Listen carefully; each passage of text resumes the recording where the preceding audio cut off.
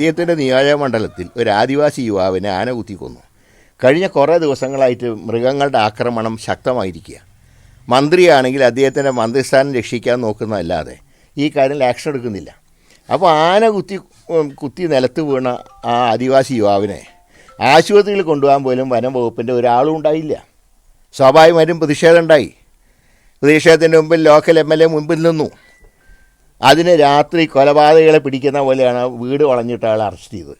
ഇവിടെ ഒരു കാര്യം മനസ്സിലാക്കണം, ഒരു ഭരണകക്ഷി MLA മുകേഷ് ഇമ്മോറൽ കേസിൽ പ്രതിയായിട്ട് അദ്ദേഹത്തിനെ കൺമുമ്പിൽ പോലും അറസ്റ്റ് ചെയ്യാൻ തയ്യാറാവാത്ത പോലീസാണ് ഇന്നലെ വീട് വളഞ്ഞ് ഇന്നലെ വരെ ഭരണകക്ഷിയായിരുന്ന ഒരു MLA ഇന്ന് അറസ്റ്റ് ചെയ്ത് കൊണ്ടുപോയിട്ടുള്ളത്. അപ്പോൾ ഇതിനൊക്കെ പ്രത്യാഘാതങ്ങളുണ്ടാവും. ഇത് തെറ്റാണ്.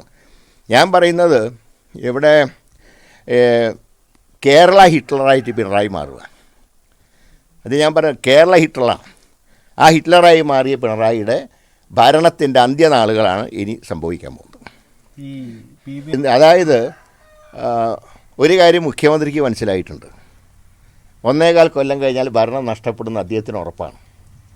അപ്പോൾ ഇനിയുള്ള പ്രതിപക്ഷത്തിൻ്റെ പ്രവർത്തനം എങ്ങനെയായിരിക്കും എന്നുള്ളതിൻ്റെ ഒരു സാമ്പിൾ വെടിക്കെട്ടാണ് ഇന്നലാണ് പറ്റുന്നത്. അതായത് വലിയ വെടിക്കെട്ടിന് മുമ്പുള്ള സാമ്പിൾ വെടിക്കെട്ട്. 5 കൊല്ലം പ്രതിപക്ഷത്തിരിക്കുമ്പോൾ ഇവർ ചെയ്യാൻ പോകുന്ന അക്രമങ്ങളുടെ ഒരു സാമ്പിൾ വെടിക്കെട്ടാണ് ഇന്നലെ നടന്നതെങ്കിൽ ഏത് വെടിക്കെട്ടിനെയും ഞങ്ങൾ നേരിടും. ഇതുകൊണ്ടൊന്നും ഞങ്ങളെ പിന്തിരിപ്പിക്കാൻ കഴിയില്ല. അതാണ് പറയുന്നത്. അതായത് എന്ത് ചെയ്താലും അത്യാവശ്യം തടവറ മാത്രമേ ലഭിക്കുള്ളൂ എന്നാണ് അദ്ദേഹം പറഞ്ഞതിൻ്റെ അർത്ഥം. മാത്രമല്ല, ഈ കൊടിസുനിക്ക് വരെ പരോള് കൊടുത്ത സർക്കാരാണ്. ഇപ്പോൾ ശിക്ഷിക്കപ്പെട്ടുള്ള പ്രതികൾ എത്ര ദിവസം ജയിലിൽ കിടക്കുന്ന അറിഞ്ഞുകൂടാ. പക്ഷേ ഇത് 1.25 കൊല്ലമേ ഉള്ളൂ എന്നുള്ള കാര്യം എല്ലാവരും മനസ്സിലാക്കുക. ഈ 1.25 കൊല്ലം കഴിഞ്ഞാൽ ഇതിനൊക്കെ ഇരട്ടി ഇതിനൊക്കെ നടപടികൾ വരുംകാല UDF സർക്കാരിൻ്റെ ഭാഗത്തുനിന്നുണ്ടാവും. അപ്പോൾ ആ കാര്യത്തിൽ ഒരു സംശയവുമില്ല. ഈ സംഭവങ്ങൾ ഞങ്ങളെ സംബന്ധിച്ച് കൂടുതൽ ഞങ്ങൾ വളരെ ജാഗ്രതയോടുകൂടിയിട്ട് ഇനി മുന്നോട്ട് പോകണം. കാരണം കേരളത്തിൽ അടുത്താണ് ഈ ശക്തികളെ, കൃപേഷിനെയും ശരത് ലാലിനെയും TP ചന്ദ്രശേഖരനെയൊക്കെ കൊന്ന ശക്തികളെ മൂന്നാമത് അധികാരത്തിൽ കൊണ്ടുവരാൻ ഞങ്ങൾ സമ്മതിക്കില്ല. ഞങ്ങളെല്ലാവരും ഒറ്റക്കെട്ടായി നിന്നുകൊണ്ട് തന്നെ കേരളത്തിൽ UDF അധികാരത്തിൽ വരാൻ ശ്രമിക്കും. അങ്ങനെ വരുമ്പോൾ ബിഹൈൻഡ് ദ കർട്ടനിൽ പ്രവർത്തിച്ചവരെയും ഞങ്ങൾ നിയമത്തിൻ്റെ മുമ്പിൽ കൊണ്ടുവരും. അതായത് ഈ സംഭവത്തിൽ നിന്ന് രക്ഷപ്പെടാൻ ഒരു മാർക്സിസ്റ്റുകാരനും കഴിയില്ല. വീടുകളിൽ ഇവിടെയൊക്കെ നേതാക്കന്മാരുടെ CPM നേതാക്കന്മാരുടെ വിസിറ്റ് എന്നൊക്കെ മനസ്സിലാക്കാൻ കഴിയുന്നത് പൂർണ്ണമായി കൊലപാതകം മാർക്സിസ്റ്റ് പാർട്ടി ആസൂത്രണം ചെയ്ത് നടപ്പാക്കിയതാണ് എന്നുള്ളതിന് മറ്റു ഉദാഹരണങ്ങളുടെ ആവശ്യമില്ല.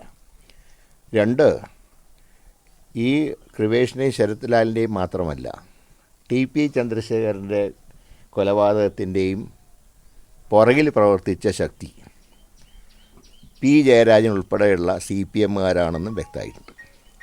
അതായത് ഇനിയും ഈ കുറ്റവാളികൾ പുറത്തു വരാനുണ്ട്. P ജയരാജന് ജനകീയ കോടതിയിൽ ലഭിച്ച ശിക്ഷ നീതിന്യായ കോടതിയിലും ലഭിക്കും എന്നുള്ള കാര്യത്തിൽ സംശയമില്ല. അപ്പോൾ ഇന്നലെ കാണിച്ചത് ഏറ്റവും ജനാധിപത്യത്തിന് വിരുദ്ധമായിട്ടുള്ള നടപടികളാണ്. ഒന്ന്, ഇപ്പോൾ സെൻട്രൽ ജയിലിൽ ജനപ്രതിനിധികൾക്ക് സന്ദർശിക്കണമെങ്കിൽ തന്നെ പെർമിഷൻ എടുക്കണം. അതിന് അതിൻ്റേതായിട്ടുള്ള ചില നിയമങ്ങളൊക്കെ ഉണ്ട്. മാത്രമല്ല, ഞായറാഴ്ച ദിവസങ്ങളിൽ പ്രതികളെ കാണാൻ സാധാരണ രീതിയിൽ അനുവാദം കൊടുക്കാറുമില്ല. ഇന്നലെ പിന്നെ എങ്ങനെ ഇത്രയും ഒരു ആൾക്കൂട്ടമായിട്ട് എങ്ങനെ ജയരാജൻ ജയിലിൻ്റെ അവിടെ പ്രവേശിച്ചു?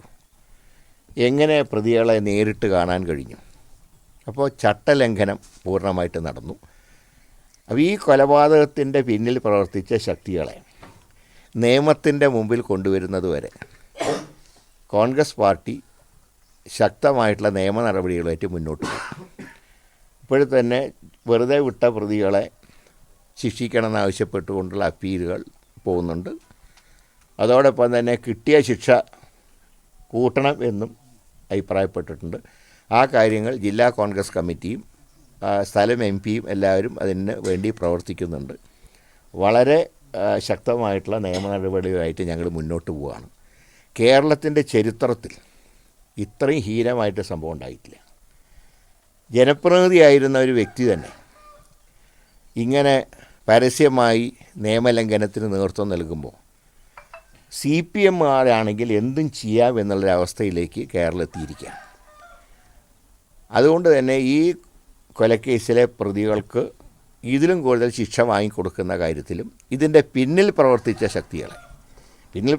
ശക്തികളിൽ ടി പി ചന്ദ്രശേഖരൻ്റെ കൊലപാതകം ഇതൊക്കെ ഒരേ ശക്തികളാണ് ഇതിൻ്റെ ബിഹൈൻഡ് ദ കർട്ടൻ എന്ന് പറയുന്നത്.